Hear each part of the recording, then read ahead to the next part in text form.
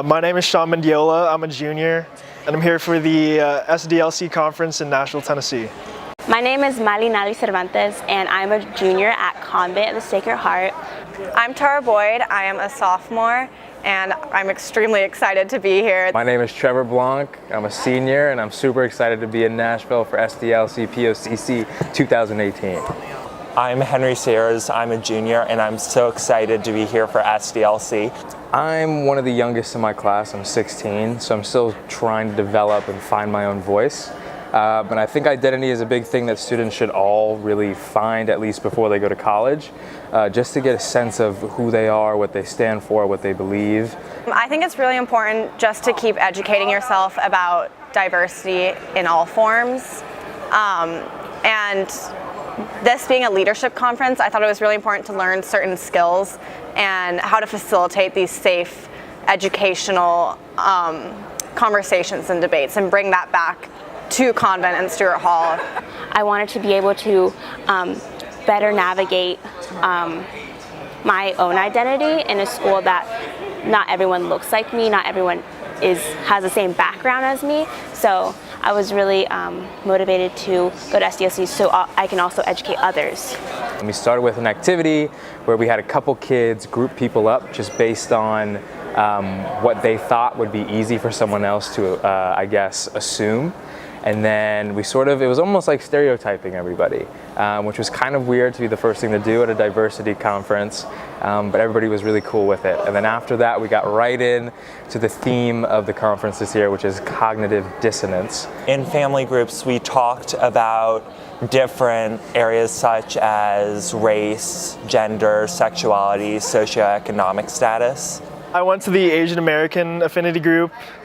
I actually made a sign that asked for any Filipino Americans within the whole group, and a lot of them actually swarmed in. We all yelled Filipino pride. I think the affinity group is so powerful because it's people that share something core to them, all gathering together, no matter which affinity group it is. And I feel like that allows people to bond because they have this shared experience. It might play out differently for them in the context of their life, but they all had to go through either certain struggles or have certain privileges. It was the first time I've been categorized by my race, and honestly, it was very uncomfortable walking from a very, very diverse community and where there was only a couple white people and everyone else was very diverse and from different backgrounds, into walking into a room where everyone is white and pale and blonde, and it was just a very different experience. And we even talked about it. Everyone was uncomfortable, which I feel like when we are the majority and there are some minorities mixed in, we don't really feel that. But when it is seriously all of us and it's brought directly to our attention, it makes us uncomfortable, which is something interesting to think about. I feel like a lot of times when you're trying to express concepts that you experience but don't really know how to name, it's very difficult to make another person understand your experiences without really being able to communicate them. We did talk about cognitive dissonance for 2 hours and cognitive reward. So cognitive dissonance was really, Rodney was speaking to how it really tends to happen to POCs more, and how there are bumps that they encounter which makes them feel, how do I describe it? It sort of makes them feel they're being discriminated against, or that they may be overreacting about something. It was great, kind of felt at home. I was able to talk to them in Tagalog, which is the Filipino language. We kind of joked around here and there. I learned more about people who are Filipino, and not even from the Bay Area. So my affinity group was the Latinx Hispanic Heritage group. So it was really beautiful, because for me, the only time I've really been around that many people who are similar to me, that look like me, is usually when I'm with my family. We just wrapped up day 2 of the SDLC conference. Kind of tired. It's been a 15-hour day, but I'm also kind of sad too. I got really close with a lot of my family. I feel like I've come very far.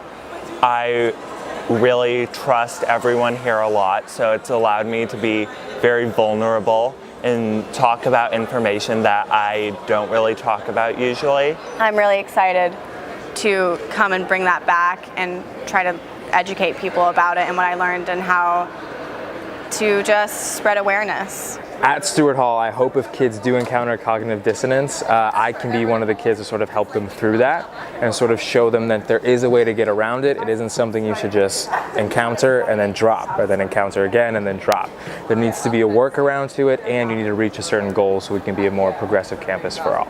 I'm ready to explore more about myself. After these 2 days, I've kind of noticed that I've been able to find the confidence in opening up about who I am and my identity. Just having the idea to be more willing and more accepting of others, and being able to listen and understand, to embrace. I feel like I've learned a lot.